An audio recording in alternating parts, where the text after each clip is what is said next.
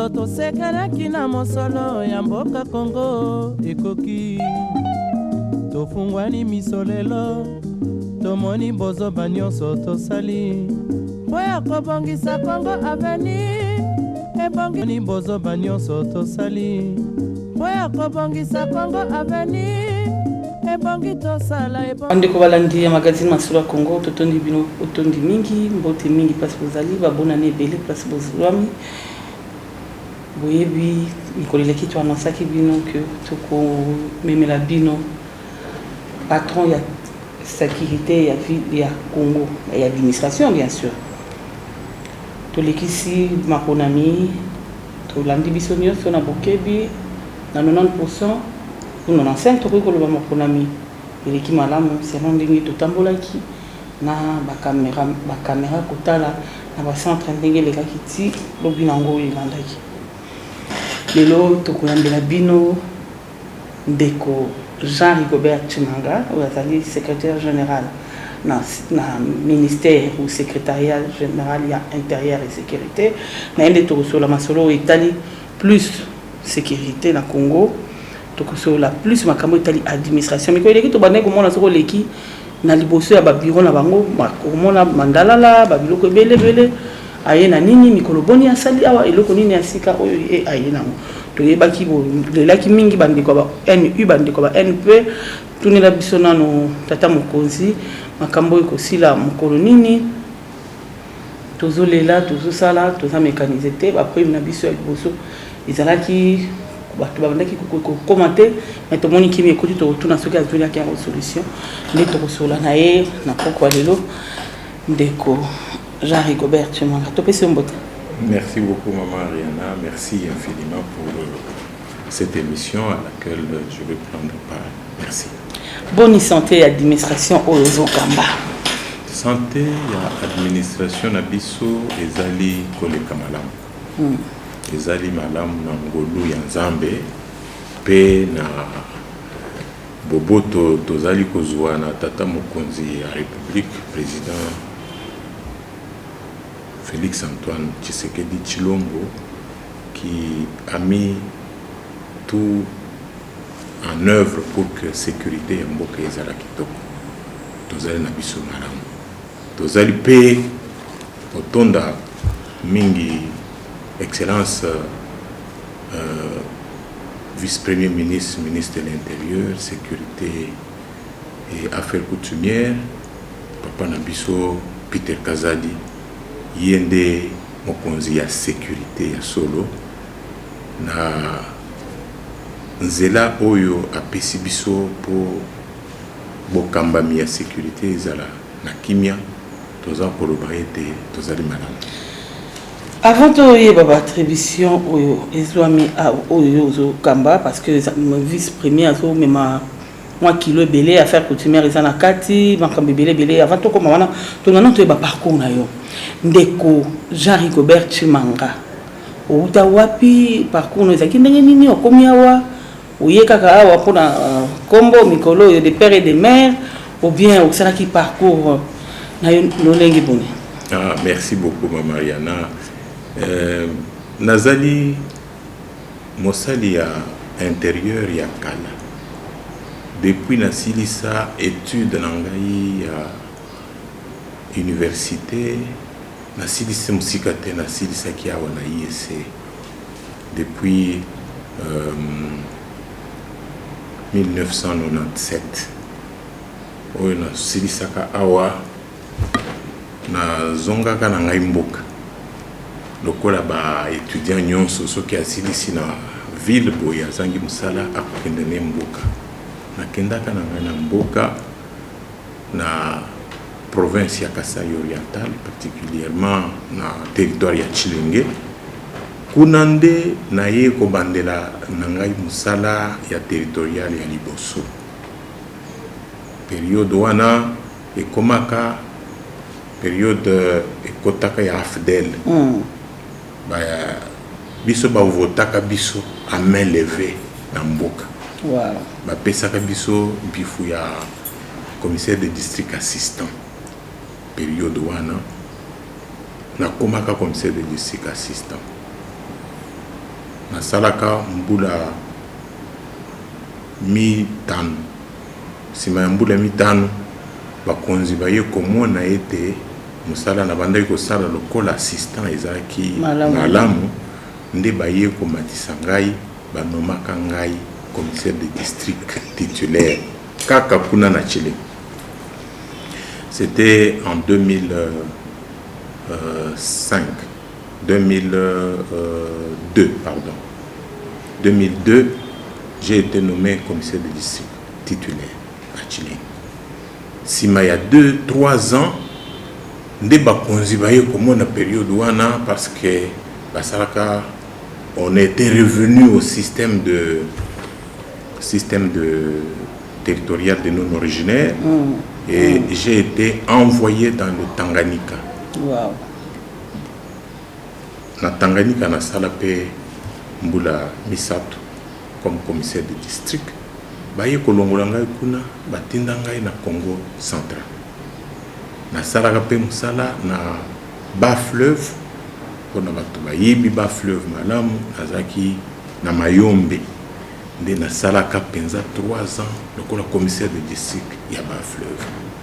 Sima ya bas fleuve baye kotinda ngai na cataracte awa na Mbanza Ngungu pe na ye kosala musala kuna pendant 2 ans lokola commissaire de district. Sima ya wana baye ko supprimer a district nyonso. Tant que district ezaki supprimé tozaki ba commissaire de district nde baye ko tinda ngai na kende na Bumba lokola administrateur ya territoire. Otamboli mingi kuna pe na sala pe musala lokola administrateur ya territoire. Sima ya Bumba ayaki ko sala pe musala mususu oyo toko koloba ya Kondulpeni ezalaki lokola consultant ya société pétrolière oyo ezalaki ko sala exploration ya pétrole na Congo na province ya Nord Kivu. Et là je m'occupais essentiellement de projets sociaux pour les interventions sociales en faveur des populations riveraines du bloc pétrolier. Nous avons travaillé avec eux comme consultants. Sima naye ozongela comme consultant nazaki penza attaché na société te nazaki nde ko aider bango. Mais na fonction publique nazaki kaka na musala na ngai ya territorial parce que période wana soki ozangi batindi yote ozali awa na disposition à secrétaire général ozana poste précis de yangwane bande ko pese biso moyen ya ko prêter un peu de compétences que nous avions aux autres. Na ye ko vanda awa sima baye ko tinda ngai lokola secrétaire provincial au poste de balobaka directeur de province na Kasai oriental. Kuna pe na sala sima ya wana nde toye ko sala concours awa na Kinshasa pour na kozala ba secrétaire généraux. C'était en 2018. J'ai passé les concours comme tous les autres secrétaires généraux aujourd'hui nommés et cela il a plu à Dieu que je puisse satisfaire à ces concours et j'ai été nommé à ces fonctions du secrétaire général. Et voilà, il a plu au président de la République d'abord et au vice-premier ministre, ministre de la fonction publique, de me confier la responsabilité du secrétariat général à l'intérieur de sécurité. Donc c'est pour dire que la Katia ministère où il y a intérieur na sala pendambo mais na sala mingi na intérieur. Sala mingi na intérieur na koki koloba na bosolo penza na yibi intérieur ya république po nzamba pesinga ngolu na mona nord sud est na ouest ya République démocratique du Congo. Mais sincères félicitations. Merci beaucoup.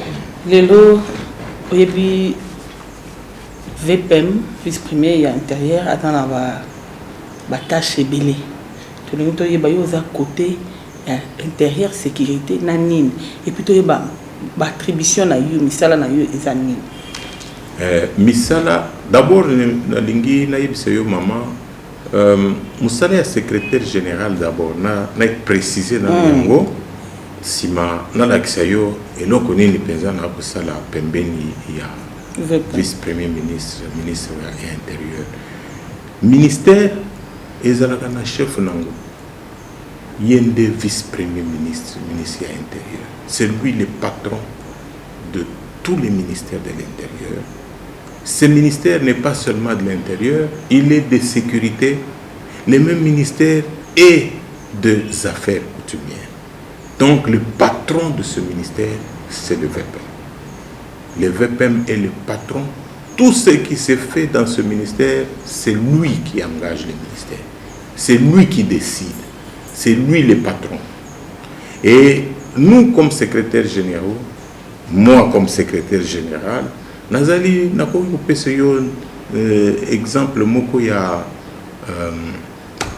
ingénieur en chef de VPM, parce que yende mutu azo mettre en exécution le plan oyo chef de l'État azali kosala. La vision du chef de l'État comme propriétaire de la maison est mise en place par le gouvernement, par le Premier ministre qui est l'architecte, et le vice-premier ministre, c'est lui l'ingénieur en chef, qui met en exécution ce plan. Bisso, le secrétaire général, Naza, le maçon. Maçon, il y a vice-premier ministre. Donc, ce qui vice-premier ministre, Azan a besoin il y a programme, il y a mise en œuvre, il y a plan sécuritaire, plan de gestion de l'administration territoriale, plan il y a affaires coutumières, des bisoto commis par maçon, tozo PCE, brique, tozo azui biso, tia mulongo boy, to tia mulongo. Ya yeko tala mulongo na yeza malamte, longo la boy, to longo li tozo.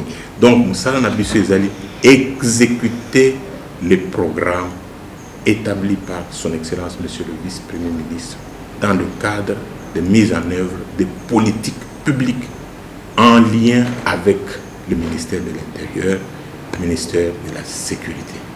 Voilà ce que nous faisons à ses côtés. Alors, Wanande Moussala, il y a secrétaire général, il est l'organe d'exécution des décisions du ministre. Mais Nakatia, ministère et intérieur, qu'est-ce que le secrétariat général et intérieur de la sécurité sociale? Wanande réponse Yami Bali na Bakisa. Secrétariat Nabiso ezali na musala ya liboso ezali musala ya mettre en contact tous les autres ministères en contact avec les provinces. Donc, l'administration du territoire, l'administration, tous les ministres ont des collaborateurs en province. Mais c'est lui qui les met en contact avec les gouverneurs. Dans l'exécution des politiques publiques, c'est le ministère de l'Intérieur. Et l'organe d'exécution mis à la disposition du VPM, Peter Kazadi, c'est moi qui exécute ces instructions pour mettre en lien les autres administrations en contact avec les provinces. Deuxième chose, nous avons aussi une responsabilité, c'est les sociétés de gardiennage. Je crois que vous avez vu que dans le cadre de la sécurité, il y a des sociétés de gardiennage qui sont en train d'assurer la protection des biens et de certaines propriétés. Donc, l'agrément de ces sociétés se trouve d'abord étudié par notre administration, qui doit étudier si la société répond aux instructions et à la loi du pays. Dès que nous examinons l'éligibilité de cette société-là, nous allons proposer à son Excellence, Monsieur le Vice-Premier ministre, de pouvoir agréer cette société pour qu'elle fonctionne sur le territoire national. Troisième chose, nous avons aussi le devoir d'étudier et de nous rassurer, parce qu'il y a toujours des gens qui veulent détenir les armes, les permis de port d'armes, pour que les personnes ne puissent pas détenir les armes d'une manière illégale ou faire circuler les armes sur le territoire national. Nous avons la prérogative d'examiner, pour le compte de son Excellence, Monsieur le Vice-Premier ministre, ministre de l'Intérieur, nous étudions ces dossiers et les mettons à sa disposition pour la dernière décision. Troisième chose, nous avons la responsabilité de conduire la politique publique décidée par son Excellence, Monsieur le Vice-Premier ministre, ministre de l'Intérieur, dans le domaine de la protection civile. Par exemple, la prévention des catastrophes naturelles. Je crois que c'est arrivé tout dernièrement, vous l'avez suivi, par exemple, dans la province du Sud Kivu, il y a une coulée de boue qui a entraîné la mort de plusieurs personnes.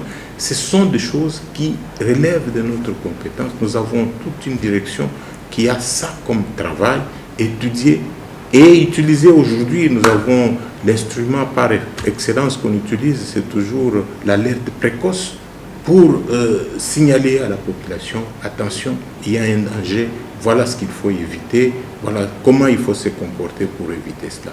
Nous avons la mise en œuvre de cette politique nationale en matière de prévention des catastrophes naturelles, qui est aussi pour nous une responsabilité que nous assurons pour le compte de son Excellence, Monsieur le Vice-Premier ministre. Tout cela, nous le faisons sous son autorité. Nous avons aussi des normes en matière de sécurité. Nous ne sommes pas un service opérationnel. Ce n'est pas comme la police qui est opérationnelle dans l'exécution des normes sécuritaires, mais nous sommes comme un service normatif qui étudions les normes et proposons à son Excellence pour qu'il prenne des décisions, pour dire à la police, faites ceci, à la DGM faites ceci, à l'ANR, faites ceci.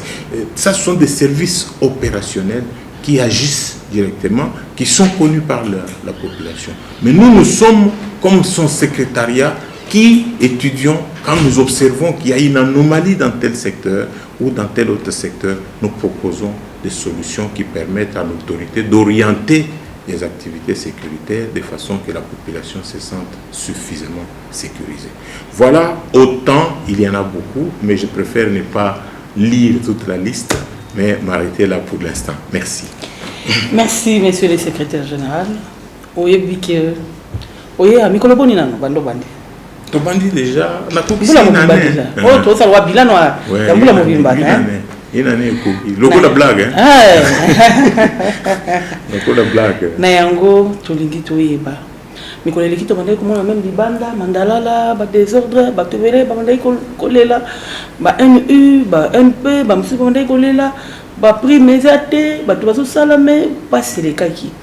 Mais ba mbula mobimba oyo. Tomoni kimia ekoti tolingi toyeba omemi yango ndenge nini. C'est là moi état de lieu moke. Okutaki yango ndenge nini lelo mbula mobimba ekomi na niveau nini ozomema ngo pe wapi. Merci beaucoup maman. Ya solo ezali administration munene. Administration oyo babengaka régalienne. Et ça fait partie d'une administration que je peux appeler l'administration qui doit faire la fierté de la République, c'est aussi celle-ci. Vous voyez, même Naba arrêté Oyo, vice-premier ministre, ministre de la fonction publique à nommer, comment que intérieur et sécurité, elingi koloba ezali administration munene même par rapport au nombre ya ba agents, munene aussi par rapport à la mission qui lui sont confiées. Les missions sont des missions réellement régaliennes et très importantes. Mais il se pose un sérieux problème, ça je l'ai observé. Depuis mon arrivée, nous avons trouvé qu'il y a d'abord beaucoup d'agents, dont la majorité est vieillissante, et qui sont affectés et beaucoup ne le sont pas. Je prends exemple de quelques agents que nous voyons, par exemple, ceux qui ont été administrateurs de territoire, ceux qui ont été bourgmestres, ceux qui ont été chefs de secteur, ceux qui ont été maires de ville, ceux qui ont été bourgmestres. Une fois remplacés, ils viennent ici. Ils viennent chercher du travail. Mais ils trouvent le poste occupé. Ils attendent. Pendant qu'ils attendent, ils sont dans une situation de... Ils sont sous-employés. Et ils ont besoin de primes. Ils ont besoin de salaire. Ils ont besoin de vivre. Parce que Kinshasa est différent de l'intérieur. Quand ils ont été à l'intérieur comme autorité, ils avaient la possibilité de vivre décemment là-bas. Mais quand ils reviennent ici, ils n'ont pas de moyens. Voilà, je me retrouve en face d'un nombre important d'agents, mais avec les postes très limités. Ce qui fait qu'il y en a qui n'ont pas de postes. Ça crée un mécontentement, certainement. On trouve des gens qui ne sont pas encore suffisamment bien payés, surtout ceux qui viennent de l'intérieur. Ils étaient pris en charge par les provinces. Quand ils viennent ici, ils ont besoin d'avoir une prime avec les recettes que nous n'avons malheureusement pas aussi. Nous n'avons pas toujours de crédit budgétaire pour allouer la prime à tout le monde. Ça, c'est ce qui a créé à un certain moment. Mais makelele wana ezalaki lisusu pona eloko mususu ezaki prime oyo bango baza kozwa ezalaki moke mingi makasi. Okomona ba administration mususu moto azozwa 4 millions 500 ba 6 millions ba 8 millions, mais awa azana 400 000 300 000 papa muna bana na ndako ya kofutela. Ça crée un mécontentement. Alors c'est pourquoi makelele wana obanda koyoka yango. Mais eto komaki aho totunaki likambe penza difficulté nini tosalaki état des lieux pour te comprendre makambo nini ndenge ezoleka toyeko comprendre que makambo ezali bobele misatu ya liboso prime moke ya mibale place ya kosalela ezate bato batikali na balabala na eloko ya misato moyen de transport bazala na côté, alors que administration mosusu bazalaka na ba bus bazwaka bango na transport bazala na difficulté. Mpona makambo misato oyo tosengaki epai ya vice-premier ministre à qui je rends un hommage particulier, qui nous a vite compris et immédiatement il a signé une lettre pour autoriser que la prime d'itinérance soit autorisée. Et cette prime a été autorisée. Nous avons eu les documents de son Excellence, Monsieur le Vice-Premier ministre. Nous attendons seulement le contre-seing du ministre du budget. Et ça, tous les agents se sont rendus compte que notre vice-premier ministre était attentif. Pona bongo, ono ya ba agent nyonso nazo pesa ye longonya. Eloko ya mibale pona transport. Parce que l'administration nyonso bazangi transport, bazana transport et pas na biso ndezali. OK, binonde. Ou bozali lokola maman ou papa na mboka oyo. C'est sécurité réalité bato ba ko vivre. To sengi lisusu par vice-premier ministre. Ayoke lipe biso. Comme mukanda, to sali marché public. La procédure est en cours pour que tu acquérir ba bus na ba voiture et ba directeur. C'est un processus de marché public. On a même déjà sélectionné les fournisseurs. On attend seulement que l'annonce soit donnée par la direction de marché public pour que le marché soit conclu. Donc, de ce côté-là, nous disons encore une fois merci au vice-premier ministre, ministre de l'Intérieur. Et troisième chose, qui est vraiment un problème important, manque de bureaux. La plupart des agents sont dehors. Le vice-premier ministre a yoké le Pébiso. A écrit le candidat.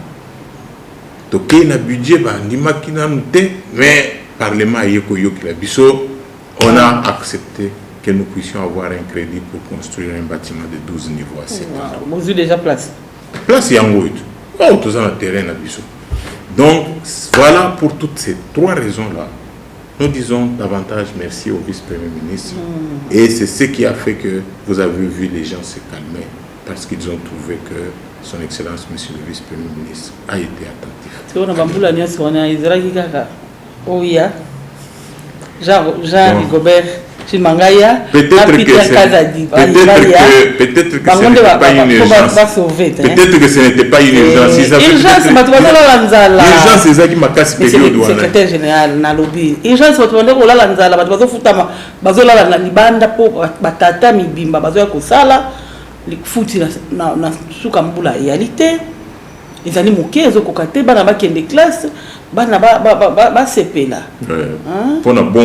tout cas, Nazoïb sérieux, maman, sans fausse modestie, son Excellence, monsieur le vice-premier ministre, est très attentif à ça. Et au nom de tous les agents, nous lui disons grandement merci.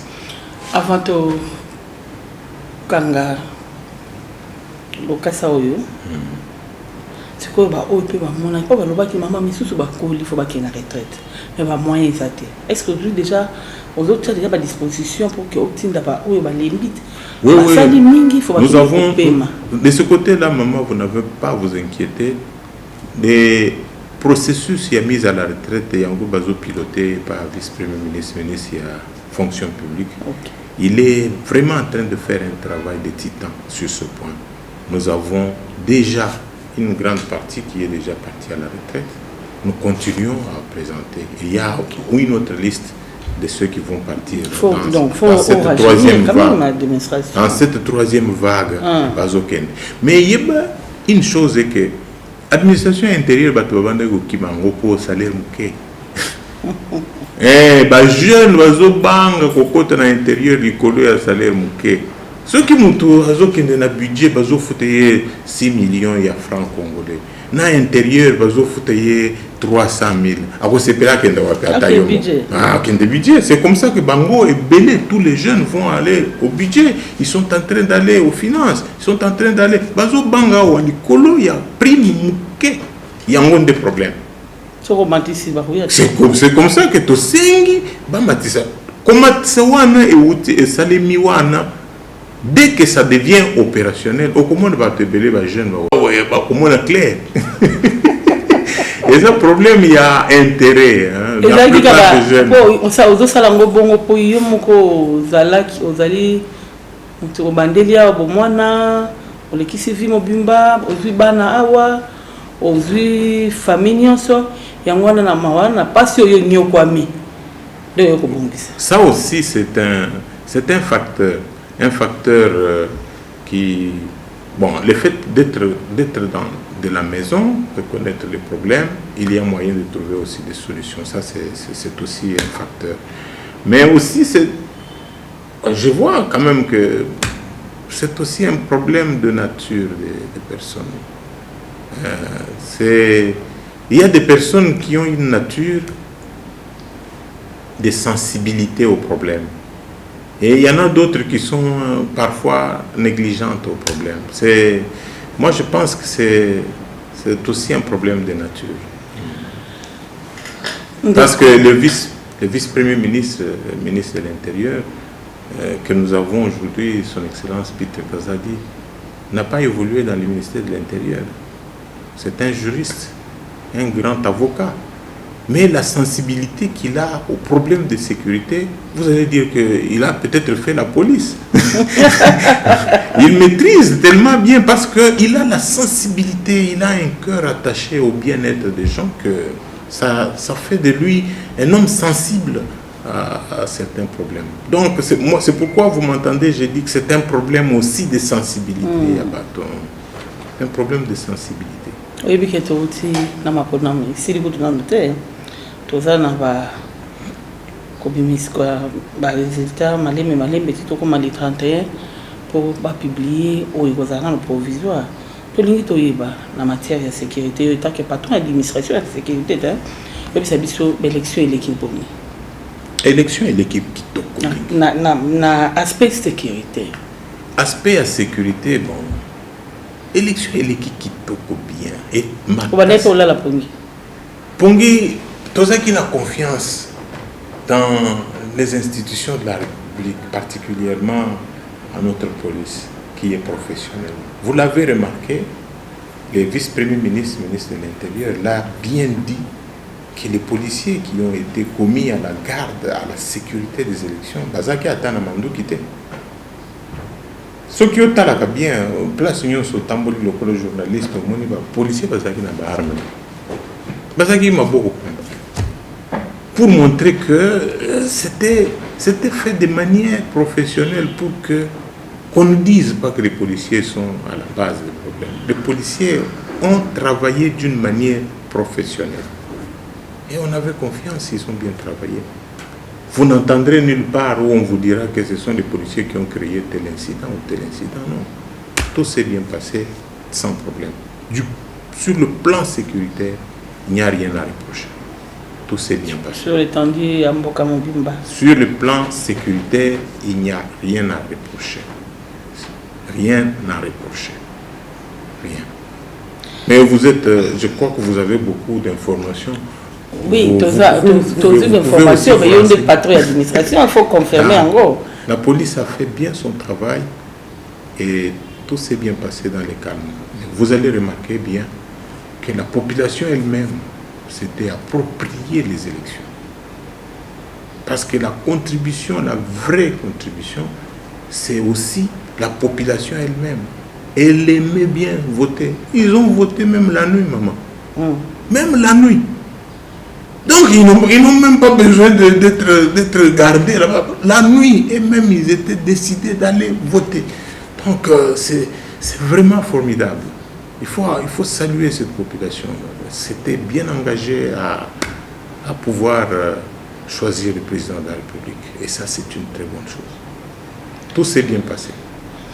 Oyebi, tout ce qui est dans mon colomako, on m'a balé pour na pas bimisa ma konami. Ba disposition ni bozu oyebi on a pas ma soulèvement ezala. Mutako ko yeba na ki awa na zwi na ngai te na ndenge makamu zo kendela. Na clarté nion sur makamu zo kendela. Tozo mon appétit. Mais au moment où on a à côté les macacotés, boye l'équité, boye tricherie, boye disposition ni bozu déjà.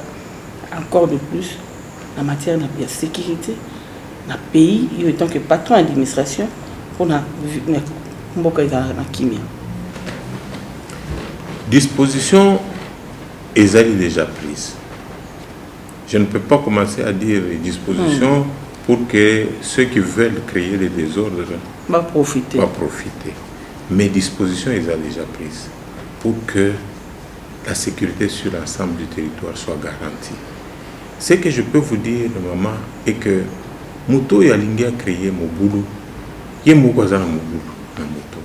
Parce que l'élection, résultat, ils ont payé ça bureau par bureau. C'est pour permettre que Batouba Nandengeni et Salim. Aujourd'hui, yo ozaki na voix na yo yebani, eza boni.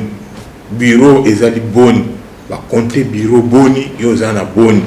Sima oyo kozwa courage na suka sima ya ba bureau nyonso oyo moni bien que voix na yo ezali boy na suka oyo kuloba te ba salaki libunga na nazara. Mais vous avez des canaux officiels pour introduire votre réclamation. Nous avons la Cour constitutionnelle. Donc, mais au niveau national, vous avez la Cour constitutionnelle pour introduire les requêtes. Donc, s'il y a quelqu'un qui estime que ces voies n'ont pas été bien calculées... On peut ça saisir la Cour constitutionnelle avec confiance. Oui, ce sont des institutions de la République qui font leur travail avec professionnalisme. Nous le voyons tous. Nous voyons tous ce qui s'est passé. J'ai pleinement confiance aux institutions de la République. Parce que si nous n'avons pas confiance dans nos institutions, alors nous n'avons pas un pays. Lelo osali mbula mobimba. Depuis le mois de novembre, il y a mbula lekaki 2022, c'est le mois de novembre, tout comme tout tourné donc tout sali mbula mobana sans amoko yango. Okoko yosepto ba pasi nini kutani nango. Awa banda okomi oyo to moniki kutaki ba pasi belé nous soumis mais ça tu on a déjà mineno yo ozuli yango déjà solution kala mingi te comme on a mis sur bateau biso pe na équipe mon bateau koya comment on ndenge ba bisi koya to wa comment on ndenge ko poser première pierre pour la construction en bâtiment to on a pas mokolo musu pe yo ozala tête hein et kokoma ba côté la yo pe komboke omoni bâtiment yo to wango grâce à ya Peter Kazadi. Ya Peter Kazadi. Voilà. Il y a Zalaki, tata mon conseiller intérieur, mais na Sénaye, na kati ya administration, et Zalaki peut la découvrir Rigobert, tu m'en as. Oh, peut pas découper ça. Et Peter Kazadi, Maboko. Pas si nous y mon na ina mbula mobimba yo salia. Pas si toko ko lobate ke Zangaki. Pas si Zalaki. Mais on a géré ça en grand garçon. Pasi ya munene liboso tokoloba ezali pe pasi ya ba administration nyonso ezangi moyen de fonctionnement. Nakanisi, je sais que notre gouvernement était confronté au problème de préparation des élections, de la guerre à l'Est et de toutes ces urgences, mais le fonctionnement de notre administration, comme dans la plupart des administrations, n'a pas suivi. C'est ça la grande difficulté qui nous a empêchés de pouvoir faire mieux. Parce que quand vous n'avez pas de moyens, comment vous pouvez bien faire le travail? Donc ça, c'est la première difficulté que nous avons vraiment rencontrée au cours de cette année. Mais nous espérons, comme les élections sont passées, que Son Excellence, Monsieur le Ministre des Finances, pourra alors penser à nous ravitailler un peu pour que nous puissions faire mieux notre travail. Ça, nous espérons que ça va être une question résolue. Non payés, oui, les non payés sont, c'est-à-dire les agents qui ne sont pas encore mécanisés à la fonction publique qui sont là. On vient de mécaniser un groupe tout récemment et tous autres là pour ne pas ngai erozolo ba awa na moni ndoko rozolo ba kaka pona secrétariat général oyo na bureau mais ngai nazo mona mboka mobimba parce que na ba province kuta ba province na ba territoire na ba province na yo na ba secteur bazole la balobi soki bo bandi mécanisation et ça la makaka na Kinshasa bango to mususu na province moko boko zwa ka mutu moko te bakosio pona mbaloyo ezali bongo te ata mbaloyo yaki liboso na salaka tout pour que bazala bazwa batu na intérieur tout na bien c'est le vice-premier ministre de la fonction publique qui a veillé même d'ailleurs sur cette question là pour que on prenne les gens dans chaque province. Et ça a été même, d'ailleurs, lui-même, le vice-premier ministre de la fonction publique, a même veillé pour que le nombre de ceux de Kinshasa soit limité pour que les autres provinces puissent en bénéficier. Tout le monde est bien.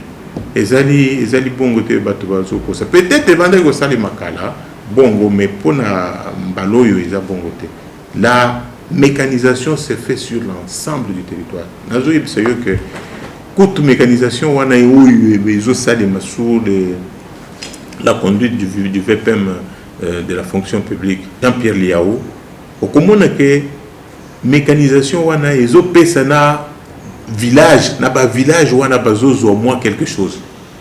On sent la vie, c'est vivre à l'intérieur.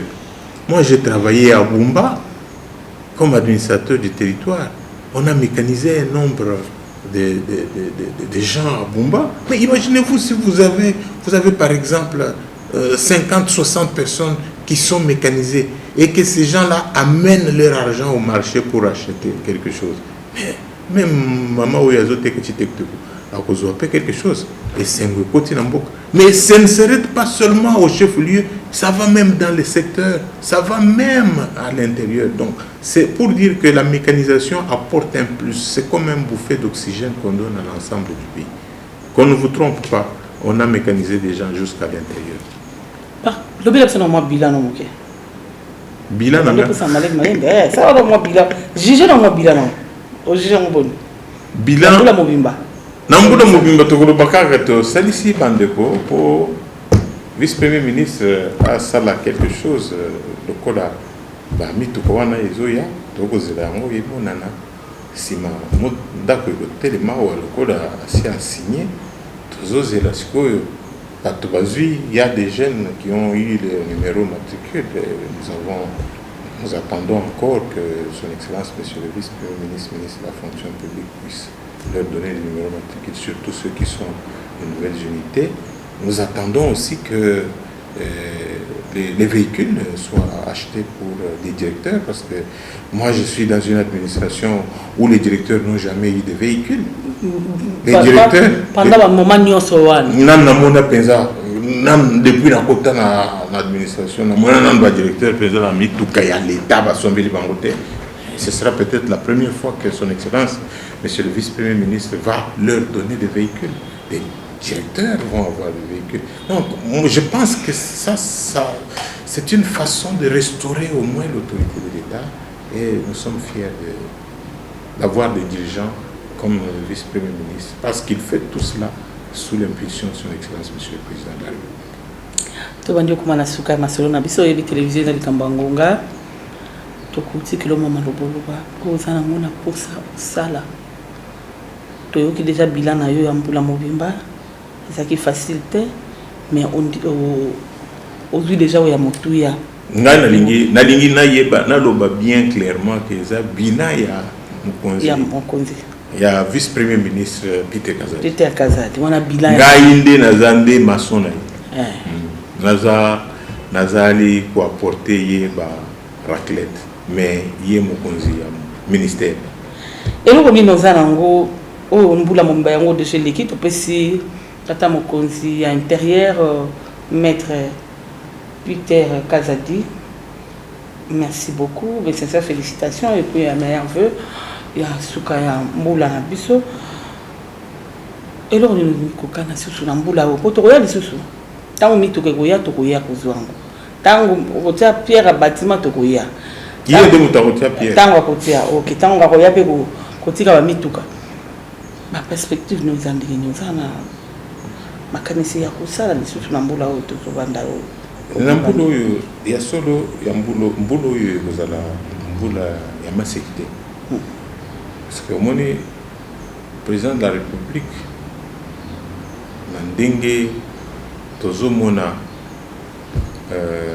Makamboya élection, Tamboli, à Kosala Moussala Mounene. Moussala Mounene, il y a qu'à consolider les acquis sécuritaires que nous avons déjà pour ce pays. De rendre le programme de 145 territoires un levier de développement pour nos entités de base, particulièrement nos territoires et nos villages.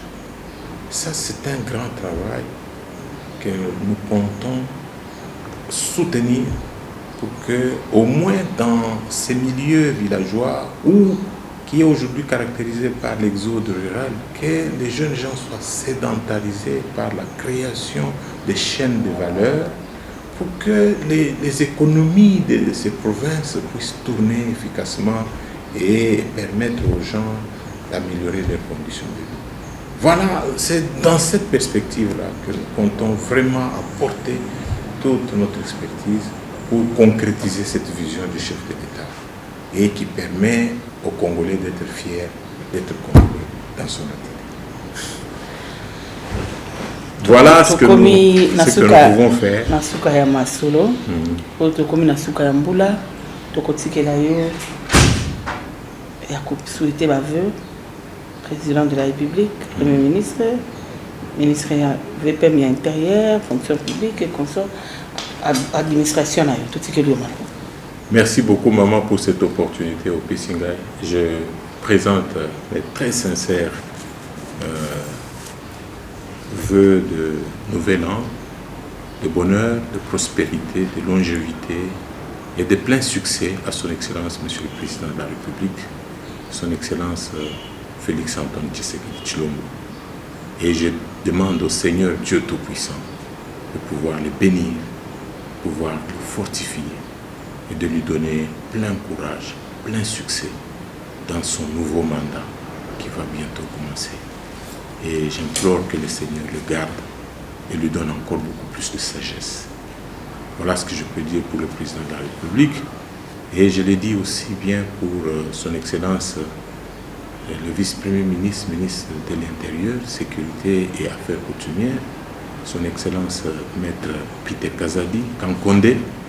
Que Dieu Tout-Puissant vous bénisse, vous garde, vous protège, vous soutienne, vous affermisse et vous donne pleine force pendant cette nouvelle année qui commence. Que cette année 2024 soit porteuse de bonheur, de prospérité, de longévité, de pleine santé, à vous et à toute votre famille. Tel est mon vœu de bonheur que je souhaite à vous et à toute la famille. Je n'oublie pas de mentionner particulièrement aussi son Excellence, Monsieur le Vice-Premier ministre, ministre de la fonction publique, modernisation et innovation de services publics, Monsieur Jean-Pierre Liao et Bois, que cette année 2024 soit porteuse de bonheur, de prospérité, de longévité, de plein succès, et que Dieu Tout-Puissant vous comble et vous bénisse au cours de cette année. Merci, voilà le message que je peux. Votre administration, peut si on va voter. Non, ça je ne peux pas les oublier, mais les chefs de division, et plutôt les directeurs, les chefs de division, les agents et tous les fonctionnaires dans leur ensemble, je profite de cette occasion et de cette chaîne pour vous souhaiter mes vœux le meilleur pour l'année 2024. Merci beaucoup, madame. Merci beaucoup, pour cette opportunité. Monsieur le secrétaire général Jean-Rigobert Chimanga, pour rappeler à la téléspectateurs que le secrétaire général intérieur et sécurité, il y a un patron d'administration, Bolandi na Bukebi, soit ça dit bilan na Yambula Mobimba, banda tata mokonzi école, après ça qui est confiance à même administration. Oui, ça peut topé si bino ba le meilleur, na bande connaissance wala ndaka. Masolo ya Congo topé si bino vraiment le meilleur. Mbula ya sika nzambe ya pambola biso nyonso abatela biso na pesi ba le meilleur na ndeko oyo accompagner ngai tango nyonso ndeko Kinyambi na famille Kinyambi Mobimba na pesi meilleur vœu na ngai na Raiser Ondia pe na Emmanuela Bosele kimeza mabota mabino totika liboye tokutani boye mbala ya nsima.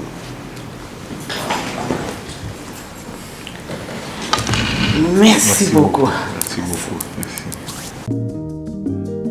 Mikolo tosekanaki na mosolo ya mboka Kongo ekoki tofungwani misolelo tomoni bozoba nyonso tosali po ya kobongisa Kongo avenir ebongi bozoba nyonso tosali po ya kobongisa Kongo avenir ebongi tosala